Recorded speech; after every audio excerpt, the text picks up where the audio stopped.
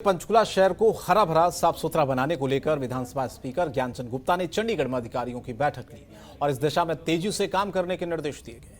विधानसभा परिसर में ली गई बैठक के दौरान स्पीकर ने अधिकारियों को पंचकुला जिले में अतिक्रमण के खिलाफ अभियान चलाने के निर्देश दिए हैं। कहा है कि जहां अतिक्रमण हो चुका है उसे हटाया जाए और भविष्य में भी एंक्रोचमेंट ना हो इसके लिए भी योजना तैयार की जाए।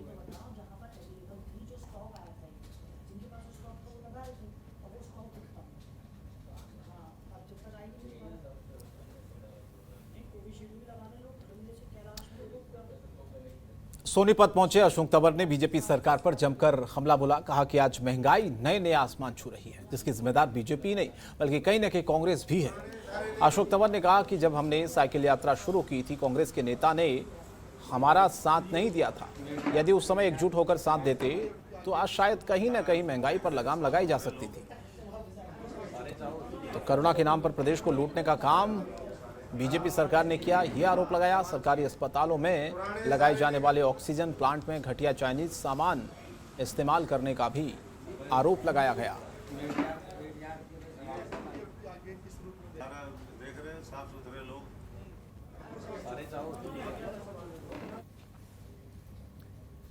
पेट्रोल डीजल के दाम आसमान छू रहे हैं। हरियाणा में भी पेट्रोल 100 रुपए के पार चला गया है। डीजल भी शतक लगाने की रेस में लगा हुआ है।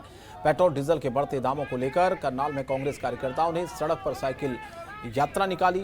इसका मुख्य मकसद सरकार को घेरना था। पिछले दिनों भी कांग्रेस ने पेट्रोल डीजल रसोई गैस के बढ़ते दामों को लेकर गैस सिलेंडर को सिर पर रखकर प्रदर्शन किया था।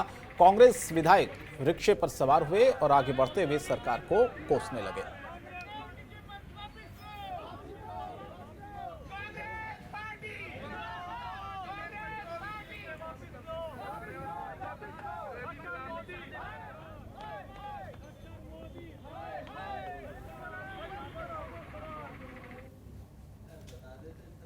प्रदेश में मानसून आने में अभी वक्त लगेगा। मौसम विशेषज्ञों के अनुसार फिलहाल मानसून हरियाणा से करीब 150 किलोमीटर दूर है।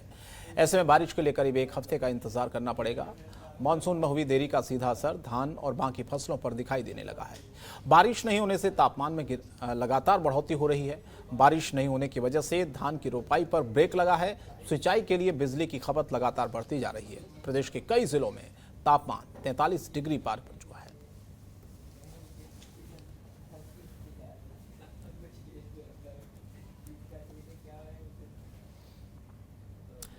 और करनाल के तरावड़ी नीली खेड़ी हाईवे के बीच राइस मिल के पास कार में भीषण आग लग गई। कार सवार लोगों ने कार का शीशा तोड़कर किसी तरह लोगों को बाहर निकालने में कामयाब रहे, लेकिन इस दौरान कार ड्राइवर झुलस गया। सर्विस लेन पर कार धू धू कर जलती रही। लोगों ने फायर ब्रिगेड को फोन भी किया, लेकिन तब तक दमकल की गाड़ी पहुंचती कार पूरी तरह से जल चुकी थी।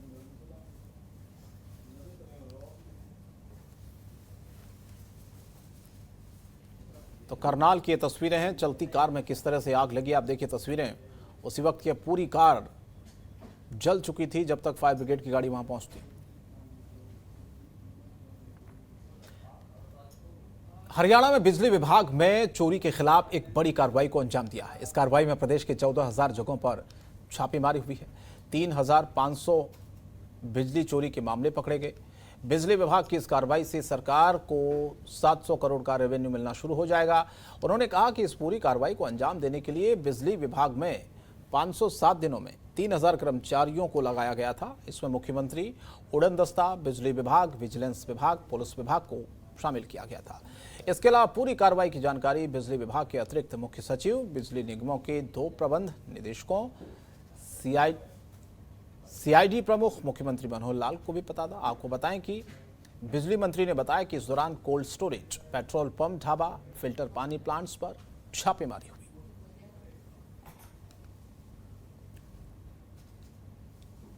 107 लोगों की एक टीम बनाई, जिसमें कोई 3,000 के करीब लोग जुड़े हुए थे, जिसमें सीएम स्क्वाड के भी थे, विजिलेंस के लोग भी थे, पावर डिपार्टमेंट के भी थे और पुलिस डिपार्टमेंट से भी थे। और हमने सब टीमों को अलर्ट रखा, किसी को ये खबर नहीं थी क्या करना है। सुबह 4 बजे हमने इन्हें कल मॉर्निंग 4 बजे सब हमारी टीमें थी वो मूव करके और पूरे हरियाणा में सभी जिले कवर करे हमने। डीएच 10 मेगावाट की हमने चोरी का केस पकड़ा। इसका मैसेज ये गया, ये सवाल नहीं है इसमें हमें 50 करोड़ करे 30 करोड़ आए मैं कितनी पेनल्टी आएंगी, वो एक डिफरेंट इशू है। इससे बड़ा इशू ये हो गया कि जो लोग चोरी कर रहे थे अब उन्हें मीटर लगाने पड़ेंगे, मीटर की फीस देनी पड़ेगी, अपनी सिक्योरिटी देनी पड़ेगी। पिछला जो कोई उन्होंने कर रहा था वो उन पे पेनल्टी। और अगर आप भी मोबाइल फोन का जरूरत से ज्यादा इस्तेमाल करते हैं और आपका फोन ओवर हीट होता है तो आपको सावधान होने की जरूरत है, क्योंकि बढ़ती गर्मी और तापमान के कारण फोन ओवर हीट होकर ब्लास्ट हो सकता है। ताजा मामला कुरुक्षेत्र के शाबा थाना इलाके का है। खेत में काम कर रहे किसान का फोन अचानक बात करते समय फट गया। गनीमत रही कि किसान बाल बाल बचा। धमाके के दौरान किसान के हाथ पर कई जगह चोट आई है।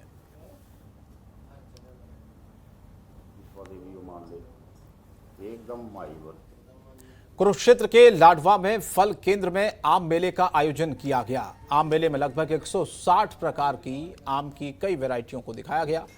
बागवानी महानिदेशक अर्जुन सिंह ने कहा कि इस साल कोविड नियमों को ध्यान में रखते हुए कुरुक्षेत्र और आसपास के 6 जिलों के किसान इसमें भाग ले रहे हैं। यह आम मेला आज से 12 जुलाई तक चलेगा।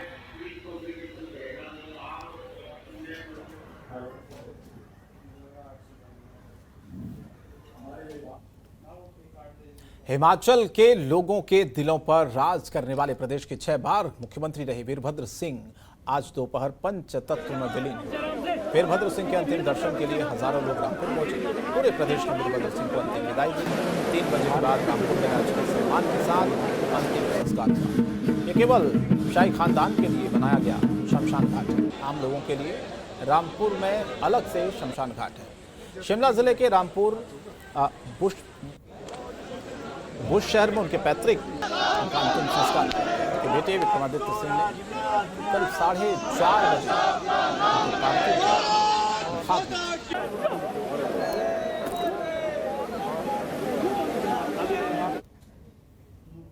फिलहाल इस बुलेटिन में इतना ही, लेकिन जनतंत्र टीवी पर खबरें जारी हैं। नमस्कार।